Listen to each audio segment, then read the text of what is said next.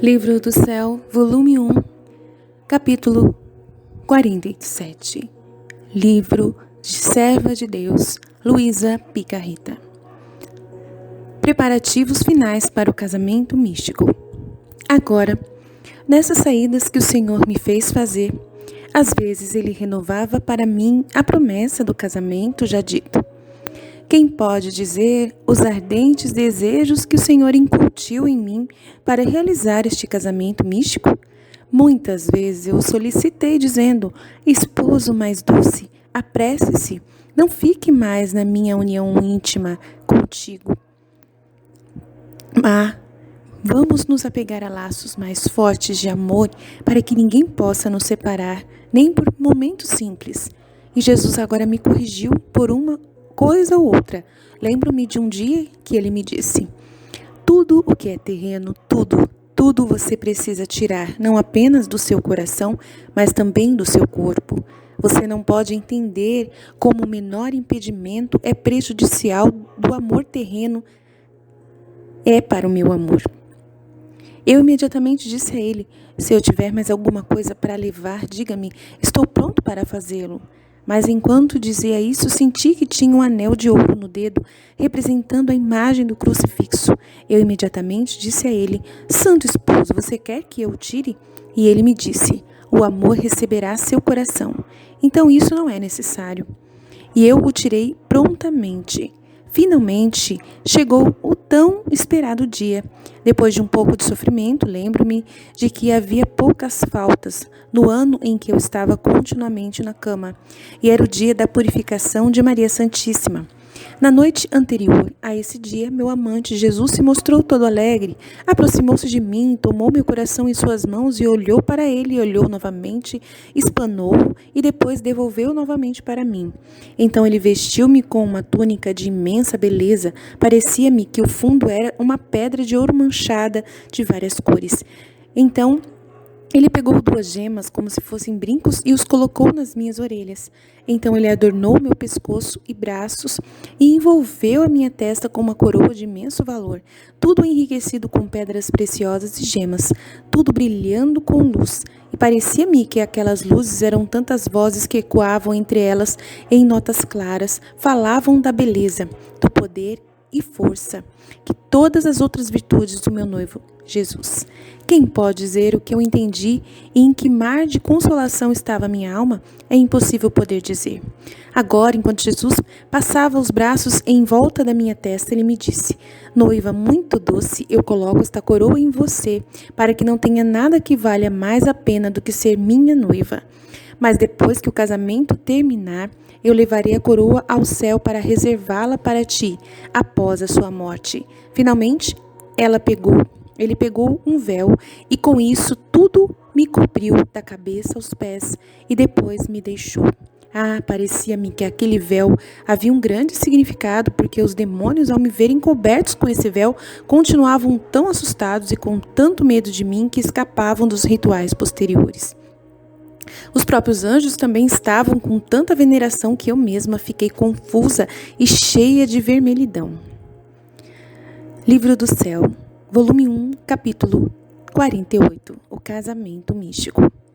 Na manhã do dia mencionado, Jesus mostrou-se novamente afável, doce, majestoso, junto com sua Santíssima Mãe e a Santa Catarina. Por primeiro, um hino foi cantado pelos anjos e Santa Catarina me ajudou. A mamãe pegou minha mão e Jesus colocou o anel no meu dedo. Então nos abraçamos e nos beijamos e a mamãe também. Depois de uma reunião realizada em torno de amor, Jesus disse-me o grande amor que eu queria. Eu disse-lhe o amor puro que eu gostava dele. A Santíssima Virgem me fez entender a grande graça que recebi e a correspondência com a qual tive que corresponder ao amor de Jesus. O meu cônjuge, Jesus, me deu novas regras para viver com mais perfeição. Mas como faz muito tempo, não me lembro muito delas, então as aprovo. E assim terminou aquele dia. Livro do Céu, volume 1, capítulo 39. Impressões de Luísa depois de contemplar a glória dos anjos e santos no céu. Quem pode dizer, então, as sutilezas de amor que Jesus fez à minha alma? Eram tantos que é impossível descrevê-los, mas o pouco que me lembro tentarei dizer. Às vezes, levando-me com ele, ele me levava ao paraíso, e lá eu ouvia cânticos dos abençoados. Via a divindade, os vários coros dos anjos, as ordens dos santos, todos imersos na divindade de Deus, absorvidos, identificados. Pareceu-me que havia tantas luzes ao redor do trono, como se fossem mais do que o sol resplandecente, que essas luzes denotavam claramente todas as virtudes e atributos de Deus. Os abençoados, espelhando-se em uma dessas luzes, permaneciam extasiados para não alcançarem penetrar toda a imensidão dessa luz, para que passassem para uma segunda luz sem entender completamente a primeira, para que no céu não pudessem entender Deus perfeitamente, porque a imensidão, a grandeza e a santidade de Deus são tão grandes que a mente criada não pode entender um ser não criado. Agora, os abençoados refletiam sobre essas luzes. Parecia-me que eles vieram participar das virtudes dessas luzes, de modo que a alma no céu se assemelhava a Deus, com esta diferença, que Deus é aquele sol muito grande e a alma é um pequenino sol. Mas quem pode dizer tudo o que é aprendido naquela abençoada sala de estar? Enquanto a alma está nesta prisão do corpo, é impossível. Enquanto alguma coisa é ouvida na mente, os lábios não encontram palavras para expressar. Parece-me uma criança que começa a gaguejar, que gostaria de dizer muitas e muitas coisas, mas no final permanece que ela não pode nem dizer uma palavra clara. Portanto, aponto sem ir mais longe. Só direi que às vezes, enquanto eu estava naquela pátria abençoada, andamos com Jesus no meio dos coros dos anjos e santos. E desde que eu era uma nova noiva, todos os abençoados se uniram para participar das alegrias do nosso casamento. Pareceu-me que eles esqueceram seu conteúdo para cuidar do nosso. E Jesus agora me mostrou aos santos dizendo: vê essa alma? É um triunfo do meu amor. O meu amor superou tudo nela. Outras vezes ele me fez ser coroada no lugar em que me aguardava lá no céu e me dizia: aqui é o seu lugar, ninguém poderá tirá-lo de você. E às vezes cheguei a acreditar que nunca deveria voltar à terra, mas em um instante simples me vi presa novamente à parede do meu corpo.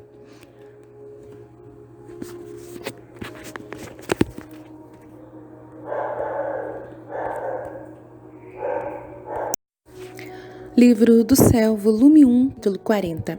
A insuportável punição e amargura de Luísa por ter que viver ainda no prisão do seu corpo exilada da pátria celestial.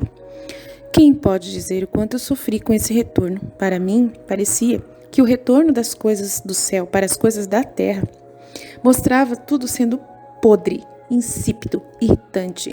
As coisas que são tão agradáveis para os outros aqui, para mim, perdeu totalmente o sabor. As pessoas mais queridas e dignas de nota, para mim, indiferentes e até irritantes. Só por considerá-las como uma imagem de Deus, parecia-me que eu podia suportá-las. Mas a alma havia perdido toda a satisfação. Nada trouxe a menor sombra de contentamento. E tal era a dor que eu sentia que eu não fiz nada além de chorar e deitar-me com o meu amado Jesus. Meu coração vivia inquieto, entre contínuas ansiedades e desejos. Sentia-me mais no céu do que na terra. Sentia algo interior que constantemente me atormentava, tão amargo e doloroso, por eu ter que continuar a viver. Mas a obediência quase acabou com essas minhas dores, mandando-me absolutamente não querer morrer, e que então tive que morrer quando o confessor me deu a obediência. Então, para fazer a santa obediência, fiz o máximo que não conseguia pensar. Em meu interior havia um anseio contínuo de desejos de querer me deixar. Muito do meu coração ficou quieto, mas não exatamente. Confesso a verdade, muito me faltava nisso, mas o que eu poderia fazer? Não sabia como me conter. Para mim foi um verdadeiro martírio. O meu benigno Jesus me disse: quieta, qual é a coisa que faz você querer tanto o céu? Eu disse a ele: eu quero estar sempre unida a ti, não quero estar mais separada de ti. Não apenas por um dia, nem por um momento, então a qualquer custo quero permanecer contigo. Bem, ele me disse, se for por mim, eu gostaria também de agradá-la, por isso ficarei aqui com você. Então eu disse a ele, então não me deixe, senão eu te perco de vista, mas lá no céu não é assim, nunca lá poderei te perder de vista. Livro do Céu, volume 1, capítulo 41, o heroísmo de Luísa em aceitar retornar ao corpo, à terra, deixando o céu muitas vezes. Às vezes, até Jesus queria brincar e eis como. Enquanto eu estava nessas ansiedades, tudo veio rapidamente e ele me disse: Você quer vir? E eu disse a ele: Onde? E ele: Para o céu. E eu disse: Você realmente me levará? E ele: Mas seja rápida. Venha, não demore. E eu: Bem, vamos lá. Mas temo que você queira tirar sarro de mim. E Jesus: Não, não. Eu realmente quero unir você a mim. E enquanto ele dizia isso, senti minha alma sair do meu corpo e juntamente com Jesus dei a volta ao céu. Oh, como eu estava tão feliz, acreditando que tinha que deixar a terra. A vida parecia um sonho para mim, muito pouco sofrimento. Mas quando alcançamos um ponto alto no céu, ouvi a música que os abençoados fazem. Pedi a Jesus que me introduzisse imediatamente naquela abençoada sala de estar, mas Jesus começou a ir devagar. No meu interior comecei a suspeitar que não era verdade. Quem sabe, eu disse. Isso não é uma piada que ele fez. Enquanto isso, eu estava dizendo a ele: Meu Jesus, querido, se apresse. E ele me disse: Espere mais um pouco. Vamos descer à terra novamente. Veja, há um pecador a se perder. Vamos lá, quem sabe ele não se converte. Oremos juntos ao Pai Eterno, que usa de misericórdia para com ele. Você não quer que ele seja salvo? Você não está pronta para sofrer alguma dor pela salvação de uma única alma? E eu: Sim, o que você quiser que eu sofra, eu estou pronta, desde que tu o salve. Então fomos ao pecador, tentamos convencê-lo, nós colocamos diante da sua mente as razões mais poderosas para fazê-lo se render, mas em vão. Então Jesus, todo aflito, disse-me: Minha noiva, volte ao seu corpo novamente, tome sobre si as penalidades devidas a ele. Assim, a justiça divina, apaziguada, poderá usar com ele de misericórdia. Você viu, as palavras não o abalaram, nem as razões. Não resta nada além de punições, que são os meios mais poderosos para satisfazer a justiça e fazer o pecador se render. Então eu me levei de volta ao meu corpo. Quem pode dizer o sofrimento que me aconteceu? Somente o Senhor sabe, pois ele era minha testemunha.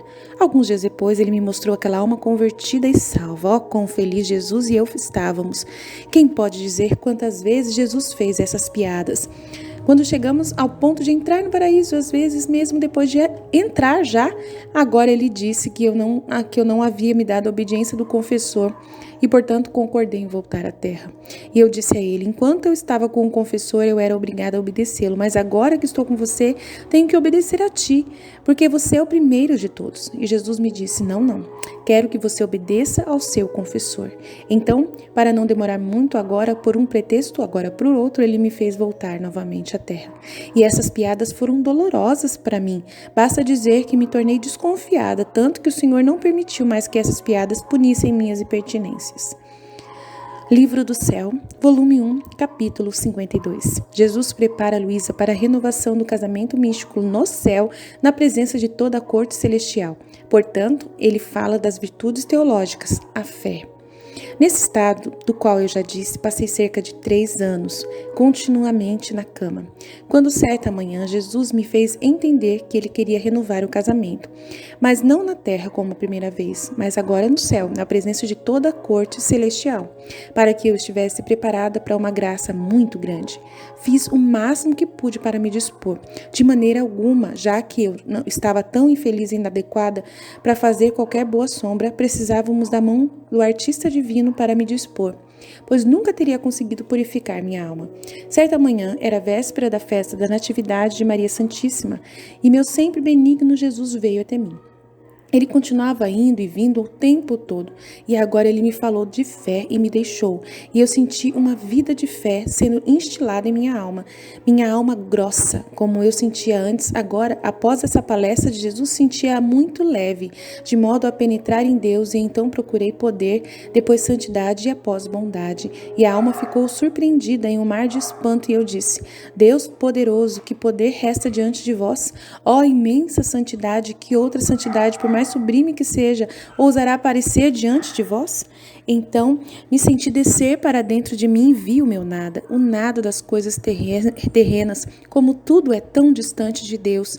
Então me vi como um pequeno verme, toda cheia de poeira, que sobe para dar alguns passos, e que ele, para me destruir, não seria preciso mais do que colocar o pé dele, e eu já estava desfeita. Portanto, vendo-me assim tão feia, quase não ousei ir a Deus, mas a bondade dele pareceu diante da minha mente, e eu me senti atraída como por um ímã para ir até ele.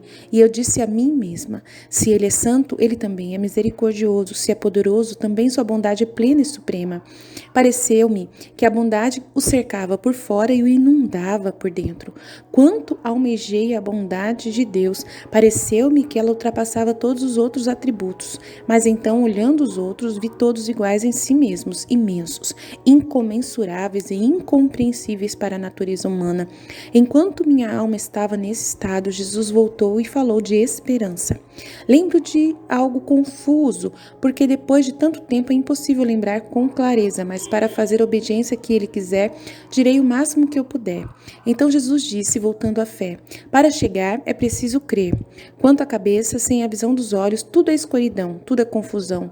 Tanto que se ele quiser andar, então ele cairia para um ponto, agora para outro, e acabará caindo completamente. E para a alma, sem fé, nada mais faria, que vai de precipício em precipício, mas a fé serve como uma visão para a alma e como uma luz que a guia para a vida eterna. Agora, de que luz é alimentada essa fé?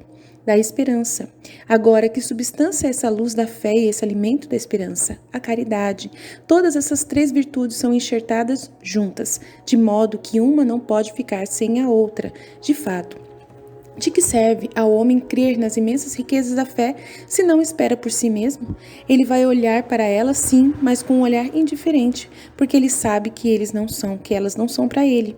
Mas a esperança dá asa à luz da fé, e na esperança dos méritos de Jesus Cristo olha para eles como sendo seus e passa a amá-los e desejá-los. Livro do Céu, volume 1, capítulo 53. Continuemos nas três virtudes teológicas. A esperança. A esperança, disse Jesus, dá à alma uma vestimenta de fortaleza, quase de ferro, para que todos os inimigos com suas flechas não possam machucá-la. Não apenas, mas também não podem causar o menor distúrbio. Tudo nela é tranquilidade, tudo é paz. É bom ver essa alma investida de uma bela esperança, toda apoiada em seu amado, toda cautelosa consigo mesma e confiando em Deus. Desafia os inimigos mais ferozes, é a rainha de suas paixões, regula todo o seu interior, suas inclinações, desejos, batimentos cardíacos, pensamentos, com tanta maestria que o próprio Jesus a ama, porque vê que essa alma trabalha com tal coragem e fortaleza, mas isso se apoia dele e espera tudo dele, tanto que Jesus, vendo essa firme esperança, não sabe nada negar a essa alma. Agora, enquanto Jesus falava sobre esperança, ele se retirou um pouco, deixando uma luz no meu intelecto. Quem pode dizer o que eu entendi sobre esperar? Se as outras virtudes todas servem para embelezar a alma, mas, no entanto, elas podem nos fazer vacilar e nos tornar inconstantes. Ao contrário, a esperança torna a alma firme e estável, como aquelas montanhas que não podem ser movidas nem um pouco. Parece-me que para a alma investida por esperança acontece como em certas montanhas muito altas, que todo mau tempo no ar não pode lhes causar nenhum dano nessas montanhas, nem neve, nem vento, nem calor. O que quer que você possa colocar nela pode ter certeza, mesmo se 100 anos se passarem, onde foi colocada ali está. Esta é precisamente a alma vestida de esperança. Nada pode prejudicá-la, nem tribulação, nem pobreza, nem todos os vários acidentes da vida a consternam nem por um instante. Ela diz para si mesma: eu posso fazer tudo, eu posso suportar tudo, eu sofro tudo, esperando por Jesus, que constitui o objeto de todas as minhas esperanças. A esperança torna a alma quase onipotente, invencível, e dá perseverança final à alma, de modo que então deixa de ter esperança e perseverar quando toma posse do reino dos céus. Livro do Céu, volume 1, capítulo 55. 54. Continuando nas três virtudes teológicas. Caridade. Enquanto minha alma estava perdida no imenso mar da esperança, meu amado Jesus retornou e falou da caridade, dizendo-me: a fé e a esperança seguem então a caridade, e isso combina todo o resto dos outros dois, de modo a formá-los um enquanto a três. Aqui está a vós, minha noiva, ofuscada nas três virtudes teológicas da Trindade das três pessoas divinas. Então ele continuou: se a fé nos faz acreditar, a esperança dá esperança, a caridade nos faz amar. Se a fé é leve e serve à vista da alma a esperança, que é o alimento da fé, da coragem, paz, perseverança e todo o resto, a alma. A caridade, que é a substância desta luz e deste alimento, é como aquela pomada muito doce e perfumada que penetra em toda parte e acalma, suaviza as dores da vida. A caridade torna doce o sofrimento e leva ao desejo também. A alma que possui caridade espalha um odor por toda parte. Suas obras, todas feitas por amor, dão um cheiro muito agradável. E que cheiro é esse? É o cheiro do próprio Deus. As outras virtudes tornam a alma solitária e quase rústica com as criaturas. A caridade é uma substância que une os corações, mas onde? Em Deus. A caridade, sendo a pomada mais cheirosa, se espalha por toda parte com todos. A caridade faz com que os tormentos mais cruéis sejam sofridos com alegria e chega ao ponto de não poder ficar sem sofrimento. E quando é vista privada, diz ao seu esposo Jesus: apoie-me com os frutos que é o sofrimento, porque eu sofro com amor, e onde mais posso mostrar meu amor, senão em sofrer por vós? A caridade queima, consome todas as outras coisas e até a mesma virtude, e converte tudo em si mesmo. Em suma, é uma rainha que quer reinar em todos os lugares e não quer dar a ninguém. Livro do Céu, volume 1, capítulo 55. Serva de Deus, Luísa Picarreta. Última preparação para o casamento no céu. A aniquilação de mim mesma e o desejo de sofrer cada vez mais. Quem pode dizer o que ficou por trás dessa conversa com Jesus? Só digo que esse desejo de sofrer não apenas ansiava por mim, mas me sinto como uma infusão em mim, mas como uma coisa, não como uma coisa natural, como uma coisa natural, tanto que para mim acredito que o maior infortúnio não estou sofrendo. Depois disso, naquela manhã, Jesus, para estender mais meu coração, falou sobre a aniquilação de mim mesma. E também falou sobre o grande desejo que eu tinha de me animar para me dispor a receber a graça. Ele me disse que o desejo compensa as falhas e as imperfeições que podem ocorrer na alma. É como uma enseada que cobre tudo, mas isso não era simplesmente uma conversa, era sim uma orientação para mim, isso que ele disse. Livro do Céu, volume 1, capítulo 55. A renovação do casamento místico no céu, na presença da Santíssima Trindade. Enquanto minha alma se empolgava em ardentes desejos de receber a graça que o próprio Jesus queria que eu fizesse, Jesus retornou e me levou para fora de mim, mas o paraíso é ali, na presença da Santíssima Trindade de toda a corte celestial, renovando o casamento. Jesus colocou o anel decorado com as 3 pedras preciosas, branco, vermelho e verde, e entregou ao Pai, que o abençoou e devolveu novamente ao Filho. O Espírito Santo pegou minha mão direita e Jesus colocou o anel no meu dedo anelar.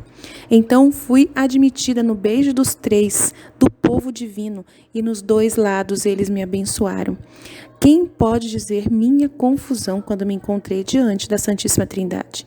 Digo apenas que assim que eu estava na presença deles, caí no chão e lá teria ficado se não tivesse sido Jesus quem me encorajou a ir à presença deles, com tanta luz e santidade de Deus. Deixo as outras coisas porque lembro delas confusamente. Capítulo 57 do Livro do Céu. Volume 1.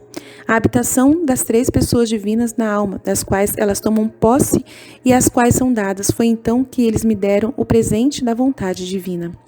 Depois disso, lembro-me de que alguns dias se passaram e tive comunhão, e perdi os sentidos e vi a Santíssima Trindade como vista no céu diante de mim.